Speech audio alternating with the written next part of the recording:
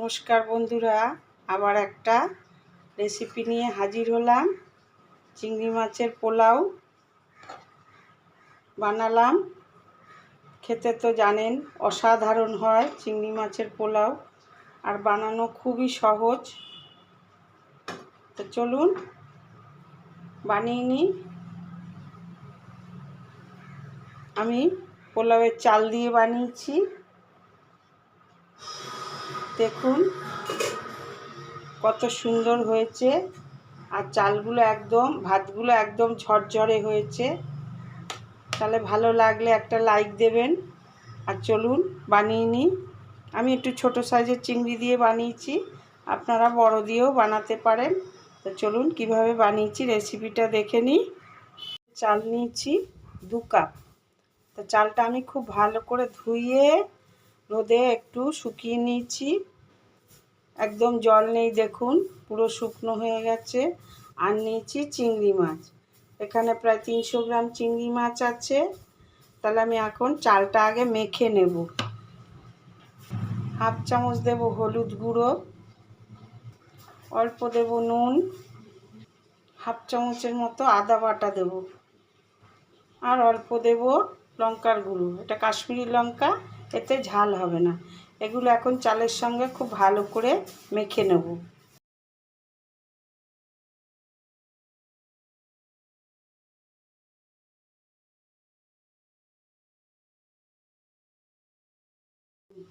চালটা আমি খুব ভালো করে মেখে নিয়েছি।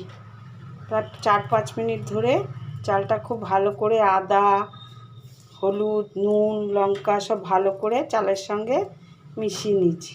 এটা এখন একটু সাইডে রেখে দেব। আর চিংড়ি মাছ, তারপরে কাজু বাদাম ভাজবো। একটু নুন হলুদ ভালো করে মেখে নিলাম। অল্প নুন অল্প হলুদ দিয়ে ভালো করে মেখে নিলাম। একটা কড়াই বসিয়ে দিয়েছি, আর তার মধ্যে অল্প তেল দিয়ে দিয়েছি। এখন কাজুটা ভেজে নেব। কাজু বাদামটা একটু ভাজা ভাজা করে নেব। আমি অল্প দিয়েছি কাজু বাদাম। কাজু বাদামটা ভাজা হয়ে গেছে, এখন কাজু বাদামটা তুলে নেব। এর মধ্যেই দিয়ে দেবো চিংড়ি মাছটা। চিংড়ি মাছটাও হালকা ভেজে নেব। বেশি ভাজতে নেই, আমরা সবাই জানি চিংড়ি মাছ বেশি ভাজতে নেই। হালকা করে ভাজবো। চিংড়ি মাছটা ভেজে নিয়েছি, এখন চিংড়ি মাছটাও তুলে নেব। এই যে কড়াইটা একটু পরিষ্কার করে নিলাম। এখন দেব খানিকটা সাদা তেল, 2 চামচের মতো দিলাম। আর দেব 1 চামচ ঘি। এখন ঘি আর সাদা তেল একটু গরম করে নিলাম। ফোড়নে দেব তেজপাতা, সাজিরে, লবঙ্গ, এলাচ, দারচিনি, একটা স্টার, আর একটু জয়িত্রী। এটা ফোড়নে দিলাম। আর দিয়ে দেব 2 মাঝারি সাইজের পেঁয়াজ কুচি দিয়ে দিলাম।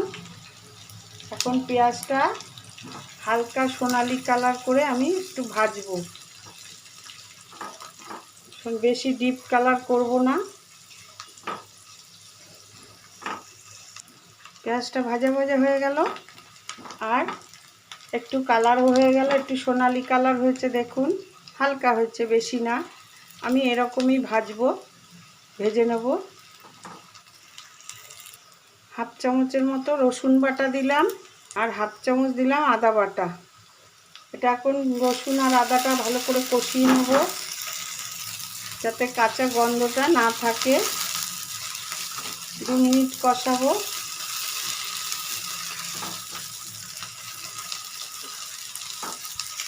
কষানো হয়ে গেছে, এখন দেবো হাফ চামচ ধনে গুঁড়ো, অল্প একটু হলুদ গুঁড়ো দেব, নুন দেব হাফ চামচ, লঙ্কার গুঁড়ো দেব অল্প একটু, দিয়ে মশলাগুলো ভালো করে আবার একটু কষিয়ে নেব। লঙ্কার গুঁড়ো ওই হাফ চামচের থেকেও কম দিয়েছি, হলুদ গুঁড়ো সেইরকম দিয়েছি। দিয়ে এখন মশলাটা একটু ভাজা ভাজা, মানে কাঁচা গন্ধটা যাতে চলে যায় সেই টাইমটা পর্যন্ত ভাজবো। গন্ধটা খুব সুন্দর বেরিয়েছে, খুব ভালো করে ভাজা ভাজা করে নিয়েছি। এখন যে চালটা মেখে রেখেছিলাম সেই চালটা আমি মশলার মধ্যে দিয়ে দেব। সমস্ত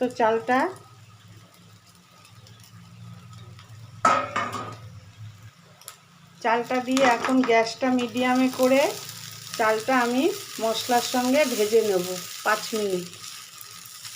5 মিনিট ভাজবো।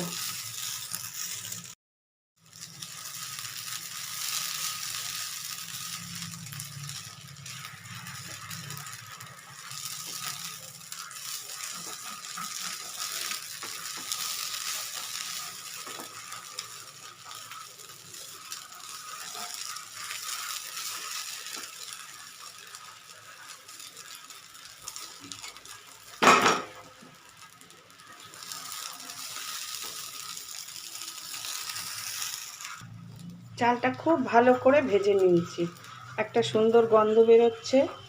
আর চালটা খুব ভালো করে ভাজতে হবে, কেননা কাঁচা আদা হলুদ এসব দিয়ে মেখেছি তো, ওই গন্ধটা একদম থাকবে না, সেই পর্যন্ত ভাজতে হবে।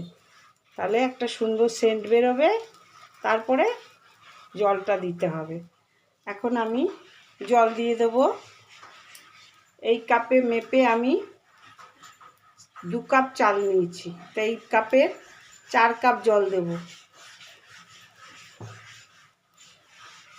4 কাপ জল দিয়ে দিলাম।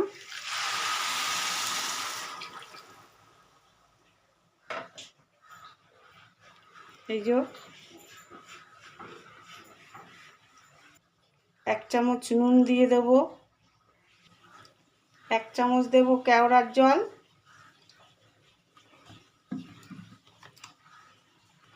1 চামচ দেব গোলাপ জল, 1 চামচ দেব চিনি, 3টে কাঁচা লঙ্কা দেব। আর কাঁচা লঙ্কাগুলো ভেঙে দেব, কেন আমি একটুও ঝাল দিইনি, কাঁচা লঙ্কার ঝালেই ঝাল হবে। এবার ভালো করে নাড়াচাড়া করে নিয়ে 5 মিনিট আমি হাই ফ্লেমে ফুটিয়ে নেব। ভালো করে নাড়াচাড়া করে নিলাম।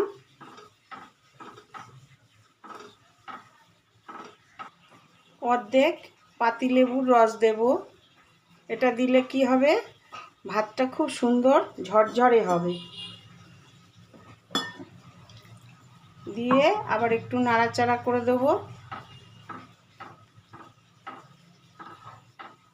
এখন ফ্লেমটা হাইতে করে দিলাম। আর 5 মিনিট আমি ঢাকা দিয়ে ফুটিয়ে নেব। 5 মিনিট পর আপনাদের দেখাচ্ছি। ফিরে এলাম 5 মিনিট পর।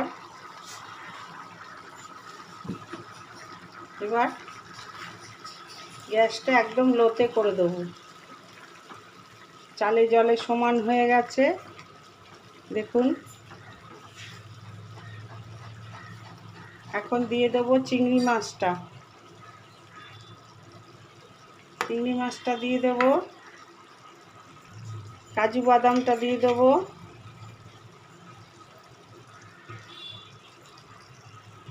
দিয়ে একটু মিশিয়ে দেব, উপর নিচ করে দেব। চালটা অনেকটাই সিদ্ধ হয়ে গেছে, আর যেটুকু বাকি আছে সিমে আমি আবার 10 মিনিট রাখবো, 10 থেকে 12 মিনিট।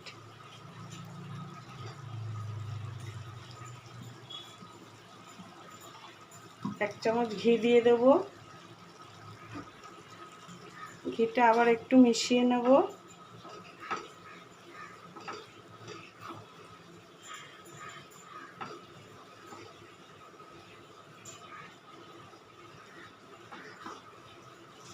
মিশিয়ে নিলাম, নিয়ে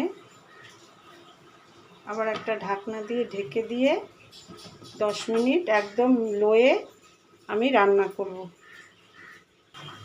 ফিরে এলাম 20 মিনিট পর। দেখুন পুরো জলটা শুকিয়ে গেছে, এই যে ঝরঝরে হয়ে গেছে। এখন আমি গ্যাসটা অফ করে দেব আর এটা একটু দমে রাখবো ওই আধ ঘন্টা। টাইম না থাকলে আধ ঘন্টা রাখতে হবে, আর টাইম থাকলে 1 ঘন্টা রাখলে ভালো হয়। আমি গ্যাসটা অফ করে দিলাম, দিয়ে আবার ঢেকে আমি আধ ঘন্টা রেখে দেব। আধ ঘন্টা পর আপনাদের সার্ভ করে দেখাবো। একটা প্লেটে নিয়ে নিলাম, আর দেখুন কতটা সুন্দর হয়েছে আর কতটা ঝরঝরে হয়েছে পোলাওটা। তো এইভাবে বানিয়ে নিন। বানানো তো খুবই সহজ, আর নিজের হাতে বানালে খেতে ভীষণই ভালো হয়। তাহলে আজকের মতো ভিডিওটা এখানেই শেষ করছি। ফিরবো আবার একটা নতুন ভিডিও নিয়ে। ততক্ষণে সবাই সুস্থ থাকবেন, ভালো থাকবেন। ফিরবো আবার একটা নতুন ভিডিও নিয়ে।